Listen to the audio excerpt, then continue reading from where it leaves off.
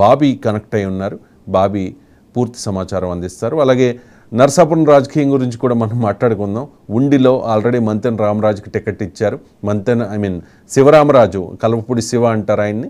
ఆయన అసంతృప్తితో ఇండిపెండెంట్గా పోటీ చేయడానికి సిద్ధమవుతూ ఉన్న పరిస్థితుల్లో అక్కడ ఉండిలో రఘురామకృష్ణన్ రాజుకు అసెంబ్లీ సీటు కేటాయించే విషయంలో కూడా సమాలోచనలు జరుగుతున్నాయి. దానికి సంబంధించిన అప్డేట్ బ్రహ్మేంద్ర అందిస్తారు. ముందుగా ఈ అమలాపురం రాజకీయానికి సంబంధించి బాబీ నిన్న సెట్టుబత్తిల రాజాబాబు రిజైన్ చేశారు. రిజైన్ చేయడానికి గల కారణాలు చాలా ఆయన చెప్పుకుంటూ వచ్చారు. సో ఎటువంటి చర్చ జరుగుతోంది అమలాపురంలో దీనికి సంబంధించి? బాబీ రవి కోనసీమలో చూసుకున్నట్టయితే మన ముమ్మడివరం బాలకృష్ణ, ఇప్పుడేమో చెట్టుపతుల రాజబాబు, వరసెట్టి జనసేన షాకుల మీద షాకులు అని చెప్పుకోవచ్చు.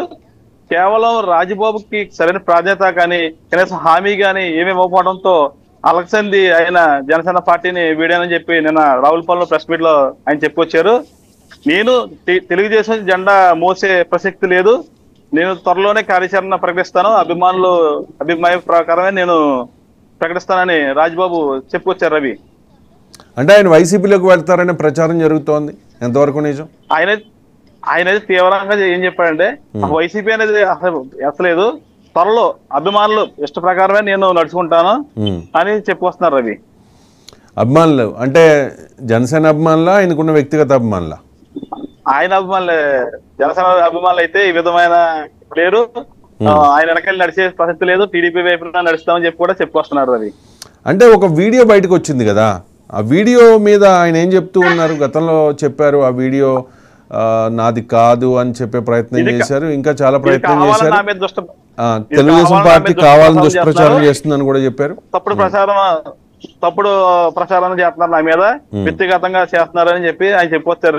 అదంతా ఫేక్. నేను వ్యక్తిగతంగా వేరే వాళ్ళని కలటానికి వెళ్ళాను తప్ప ఇవి నేను వైసీపీలోకి వెళ్ళడానికి మాత్రం కలలేదు, అదంతా కావాలన్న మీద దుష్ప్రచారం చేస్తారని చెప్పొచ్చారు రాజబాబు. రవి రైట్. అండ్ ఇప్పుడు తెలుగుదేశం పార్టీకి టికెట్ వచ్చింది కాబట్టి జనసేన క్యాడర్ సపోర్ట్ చేస్తుందా లేదా అనేదే క్వశ్చన్ మార్క్. ఎందుకంటే జనసేన పార్టీలో అక్కడ అమలాపురంలో కొన్ని వర్గాలు ఉన్నాయి, కొన్ని వర్గాలేమో టీడీపీకి టికెట్ ఇవ్వాలని